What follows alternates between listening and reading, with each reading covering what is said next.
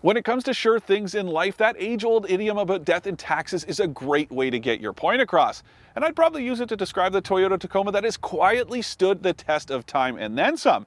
So what's the secret to that success? Well, it nails that all-important trio for a truck like this. It's reliable, capable, and yes, practical too. Sensibility hasn't been this cool since the Gap was all the rage back in the 90s. And not much has changed for 2021 except there is this new trail trim, and I'm pretty sure it's all the truck that anyone needs.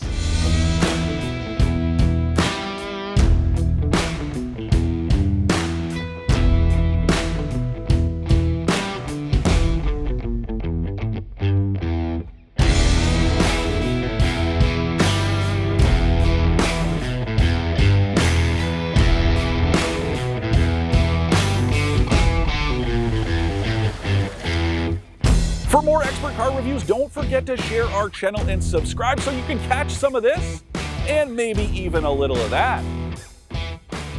So how do I feel about the Toyota Tacoma? Well, I think this is more than enough truck for most people, myself included. And if I didn't find it so hard to justify buying a brand new vehicle in my line of work, I would absolutely consider one. Except I did use the build and price tool on Toyota Canada's website the other day, and it left me in just a little bit of pain because I spec'd one out the way I would buy it. Manual transmission, not the TRD Pro trim. I'm not that fancy. Just give me a basic truck with a little bit of off-road goodies like that new lifted suspension Toyota introduced, as well as those really cool gold wheels. 60 grand out the door with tax. That is so much money, especially for a mid-sized truck and one that is getting on in years. Now, technically, Toyota did introduce a new generation of the Tacoma about 5 or 6 years ago, and then last year it gave it some updates to help modernize it just a little bit. But this is the same old truck that Toyota has been building for the better part of about 25 years. Yes, again, this is the 3rd or 4th generation, but if you park this next to one of those early ones from the mid-90s, you can tell that they were cut from the same cloth, but that is not a complaint, and it means all the fundamentals are the same. Now, I said it off the top and I will say it again. That means there is all kinds of capability baked right into this thing. And I'll even take it a step further and say that no truck this side of the Jeep Gladiator has the kind of off-road prowess that this one does right out of the box, no matter the trim. I really genuinely mean that. This thing is very capable, but it's also just a lot better to drive out here on the road than that Gladiator especially. And that thing isn't really that bad, but it is pretty noisy and it tends to wander. So your hands do have to work pretty hard to keep it moving in a straight line, whereas this thing just kind of exists. It's just here. It's very easy to drive. It's very calm, very casual. I like driving this thing because it is so relaxed. It's really predictable too. What you see is what you get. There's nothing hiding here. There's nothing other than exactly what you expect. I'd also describe this thing as comfortable enough. It is an old school body on frame truck.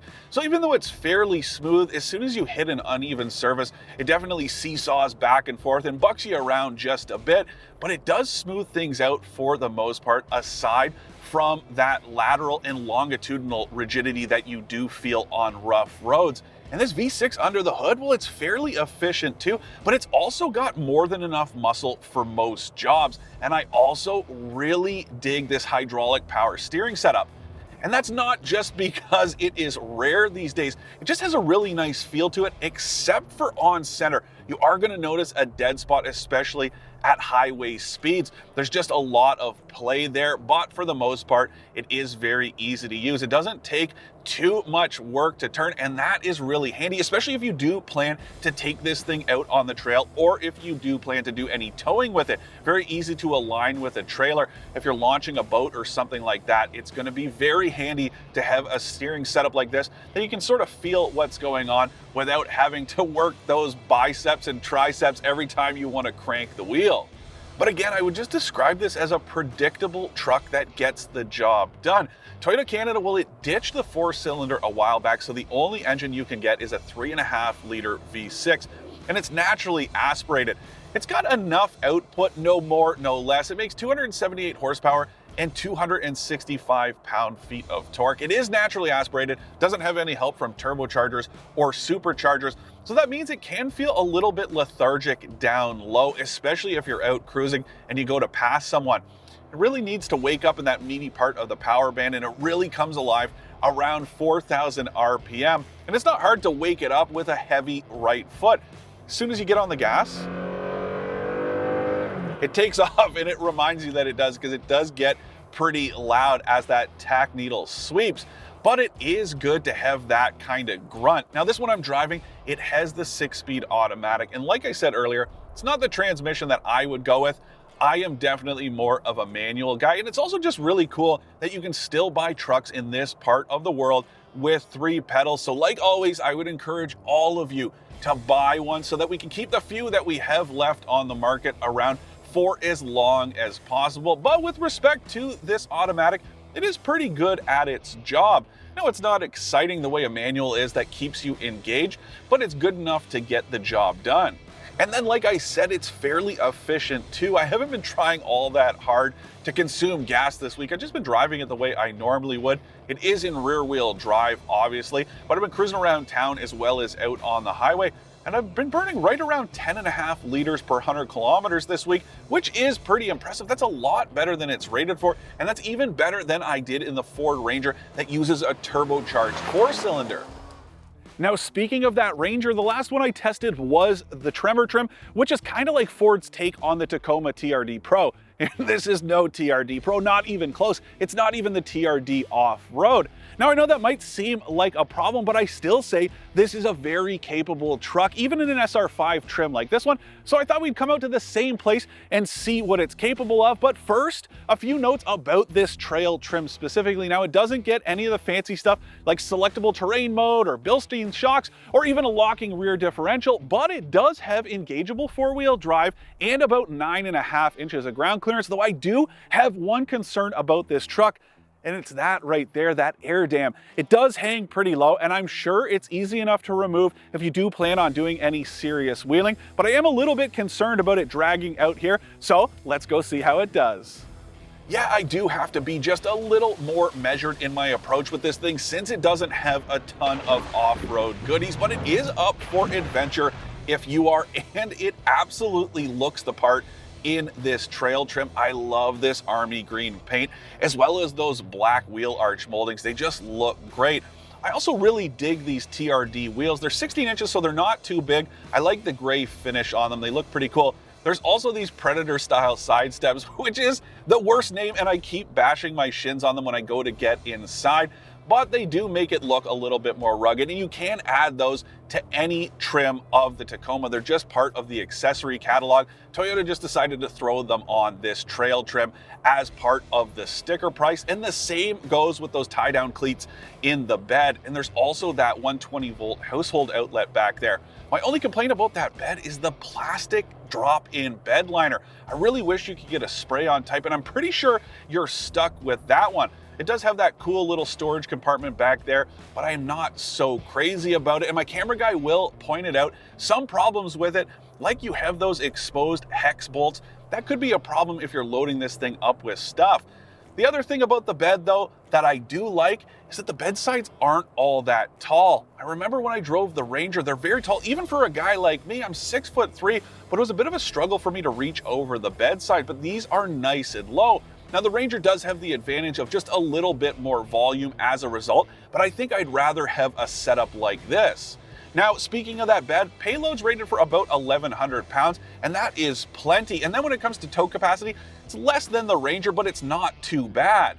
It's rated to pull 6,400 pounds, so again, less than the Ranger, but honestly, anything more than that, and I would definitely consider stepping up to a bigger truck. That is more than enough weight to be pulling with a mid-size pickup like this one. But then that also brings us to the cabin, which could be a bit of a problem. It's definitely not an issue for me because I don't have kids, and if I'm going anywhere, it's usually just me and my girlfriend. There's more than enough room. As you can see up here, there is tons of shoulder room. There's more width to this cabin than you get in anything else in the segment, so you don't feel like you're right next to the person beside you.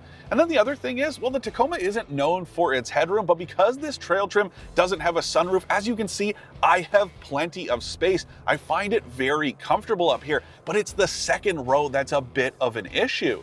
Now, there is some good news back there, and those door openings, they are huge. The doors themselves are big too, so if you're reaching in to help buckle a kid into a car seat, you're gonna have plenty of space to stretch inside, and the same goes if you're just loading it up with groceries. That part is very handy, but as soon as you get back there, you will notice the issue with the headroom, and the same goes with legroom. There's a couple inches less than the Ranger, and you can tell as soon as you get inside. And it doesn't matter whether you're moving adults or grown kids, it is a bit of a problem, so keep that in mind if you're planning to use this as a family hauler. The other problem I have in here, yes, I know this is supposed to be a work truck first and foremost, but we all know, especially the Tacoma is a lifestyle vehicle. People aren't really using this for work as much as they are for play, and that's why I have a problem with some of the materials in here.